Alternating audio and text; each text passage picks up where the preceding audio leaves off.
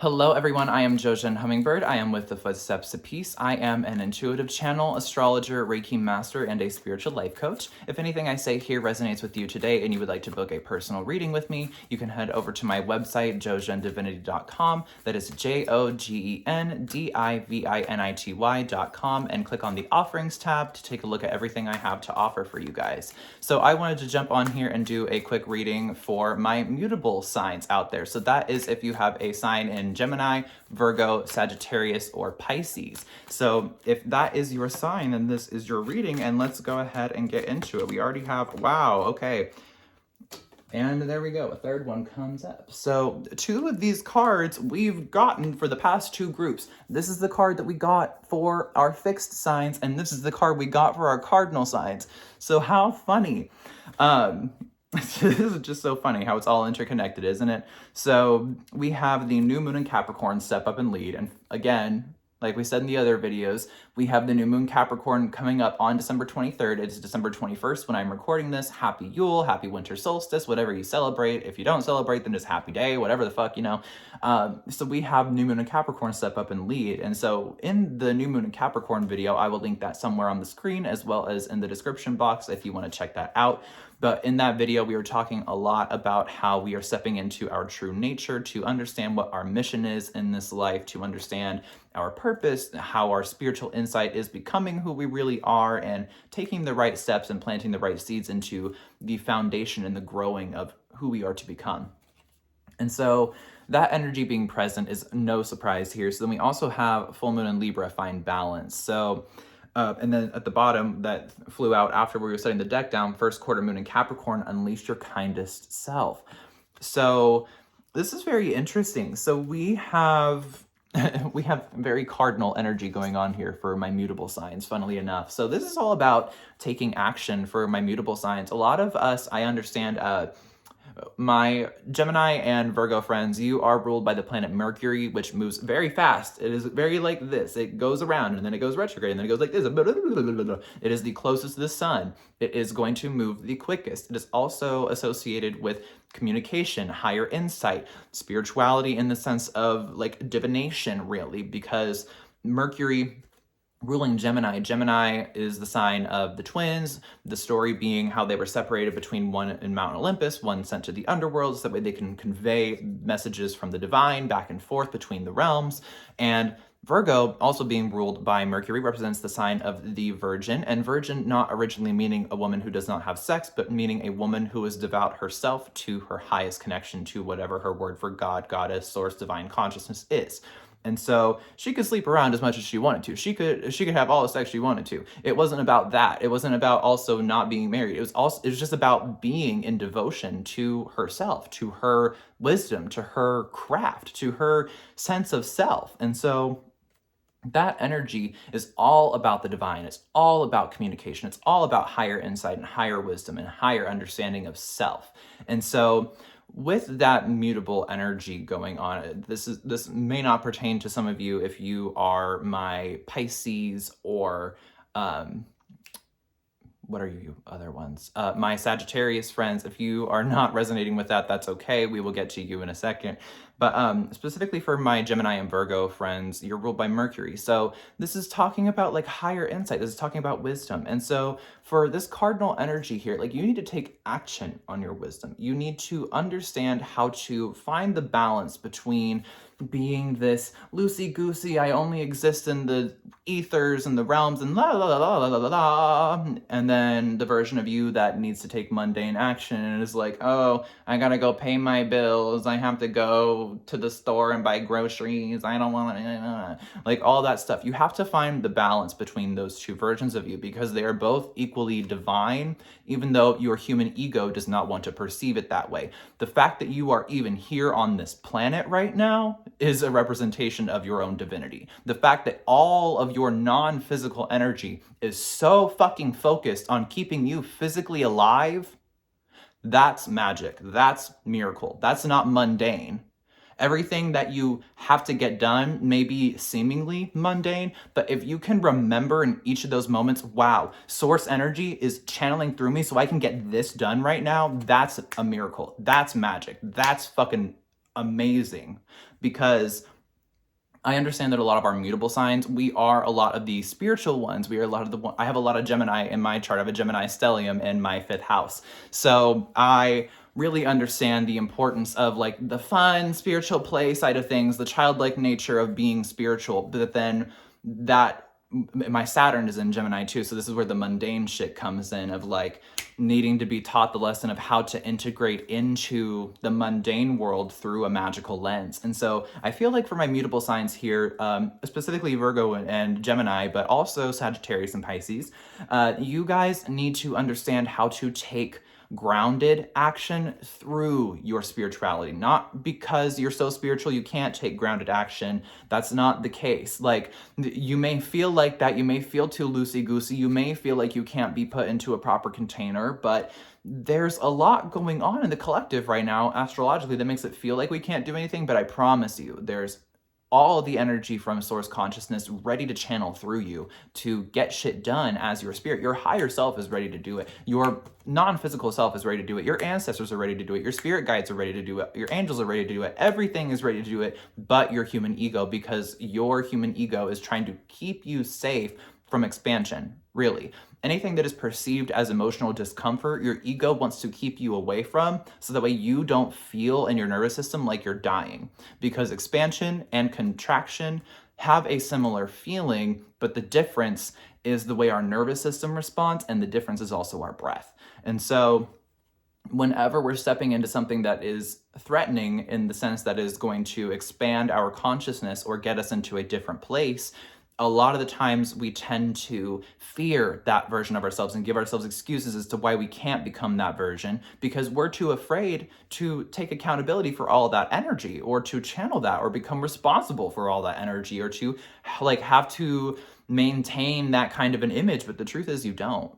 You're a mutable sign. A lot of you mutable signs, you tend to be more in the flow, because you're not going to be the ones that are like loud, crazy, expressive all the fucking time. Like, there's a lot of energy, especially within my Gemini and my Pisces friends, that loves to be expressed a lot, because that's the air and that's the water. So those are the two fluid elements of the elemental existence. So they're the ones that can't be put into a container or don't need anything to hold on to in order to exist.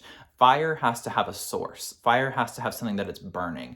Fire has to come from something, from the earth, really. You can't, it also needs the air so it can have the fuel to burn in the first place. And so this energy is really about, not that mutable energy shouldn't be in flow at all, but rather placing a little bit of, not a system, but rather some support for yourselves to understand how to take this grounded next action for yourselves, to channel this spiritual energy into making grounded action happen. Us cardinal signs like myself, and any Aries, Libra, Cancer, or other Capricorn people, they are typically really good at taking action, because it's just innately in them. Like, their energy is about taking action. It's about doing things. It's about getting shit done rather than watching it happen, you know? So mutable signs, a lot of the time, they tend to sit back and watch things happen, but they can be the ones that manifest the happening of it energetically. And so this feels like, for all I know it's a long ass rant, but just to circle it full back for you guys, my mutable signs have a lot going on right now. So to circle it full back, you guys need a little bit more of that cardinal energy in your life. Some of you, maybe you have like cardinal moon or a cardinal rising, that again, that is Aries, Cancer, Libra, Capricorn. You could have that in your big three. You could also have that in your Mercury or your Venus or your Mars.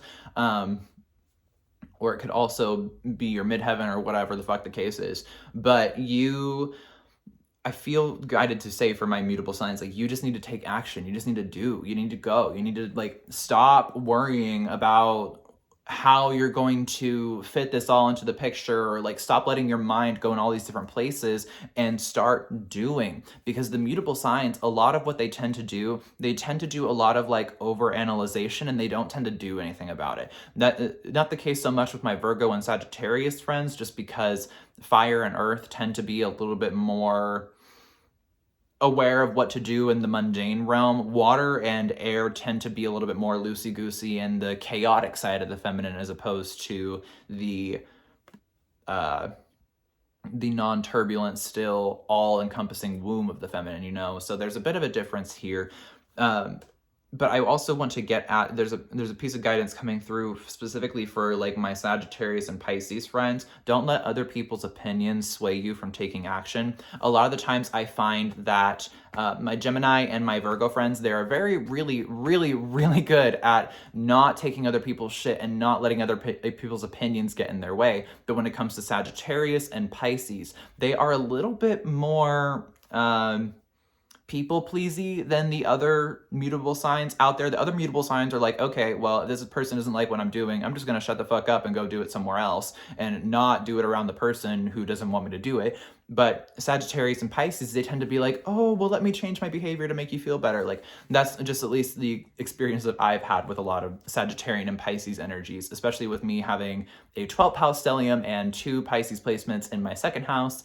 I have a lot going on there with Pisces energy, so I understand the people pleaser aspect very much. I completely do. But this is also a piece of guidance for myself as well, but stop letting other people's opinions or thoughts of what you're doing get in the way of what you're actually doing here. Because again, we have this fine balance, but we also have step up and lead. Like, lead yourself into this new paradigm. Lead yourself into this version of yourself that is harmonious, that is balanced, that is in flow with all of the divine guidance that you're receiving, but also being able to take action upon that. Unleash your kindest self. I also feel some of us need to work on being nicer to ourselves about what's going on. Sagittarius, Virgo, be nicer to yourself about what's going on, because Virgo and Sagittarius tend to be very hard on themselves and put a lot of pressure on themselves so that way they can get shit done faster because they work really well under pressure. But don't consistently put pressure on yourself because that's how you work best. You need a break. Like, pressure cookers can't be left on all the time. They'll fucking explode. So you have to turn it off at some point. So take some pressure off yourself. Be kind to yourself. I want to go ahead and pull some tarot cards here to close it up for you guys. My mutable signs, you've had the longest reading out of all the signs so far. So what do we have going on? We have 10 of Swords, 9 of Cups, 5 of Pentacles, and the High Priestess. So again, stop stabbing yourself in the back by putting so much pressure on yourself. Like, you're doing this to yourself. Everything is like going to be completely okay. Like, we have the 9 of Pentacles here. This is like the 9 of Pentacles, the 9 of Cups here. That is like the wish fulfillment card, the dreams coming true, like the manifestations happening. Like, this is also I said pentacle energy, funnily enough, because this does talk about like abundance and material possession and gaining all the things that you want. Because you take a look in the Rider-Waite Tarot, the 9 of Cups is represented as a man sitting with his arms crossed and a big smirk on his face, real egotistical, and a bunch of cups lined up behind him like a fucking trophy wall. So this is about like kind of showing off a little bit. I feel a lot of the times us mutable signs, we don't necessarily, I say us, like I have a lot of Gemini in my chart, so that's the only reason I say that. But a lot of the mutable sign energies, they don't tend to be braggy or show off or be like, look at what I'm doing. Virgo tends to be a little bit more like that just because they're represented by the maiden, and the maiden is very much so in her devotion and her frequency and what makes her feel divine. And so whether you're masculine or feminine in this life doesn't matter. But Virgo energy is very much about pleasing the self. It's all about pleasure. It's all about taking into account what they want for themselves as opposed to what other people want for them. And so they're typically a little bit more flashy, but our other mutable signs out here, they're typically not as flashy. And so this is a really good time for you guys to step into that version of yourself that knows how to flaunt it a little bit, you know? And so then we also have the 5 of Pentacles here. Do not let your past versions of like whatever your codependent patterns were, or any versions of this. 5 of Pentacles can also be what the church tells you. This can also be sort of like the way that the church manipulates you into being dependent upon them for everything, where they cut out like your direct connection to God and they make themselves the middleman and take your money and do all these things. So this is about like not letting any religious influence hinder you too. I feel some of you, this isn't for all of you, but a specific few of you, there's a little bit of religious programming or indoctrination that you're still trying to work through. And so this High Priestess, getting in touch with the spiritual version of yourself is really going to help get out of that version. But this is also about trusting your guidance enough to understand how to take divinely guided action, like we were talking about earlier with the step up and lead and the finding balance and the being kind to yourself. So I'm going to go ahead and end it there because it is getting a little bit long-winded. So thank you guys so much for tuning into today's video. If you resonated with anything said here today, then go ahead and give this video a big thumbs up and subscribe to the Footsteps to Peace. Click that notification bell so you get notified every time we upload a new video for you. And again, if you resonated with anything, then you want to book a personal reading with me, then go ahead and head over to my website. It will be linked down below in the description box, as well as all of my socials. So thank you guys again so much for watching today, and I will see you in the next one. Many blessings.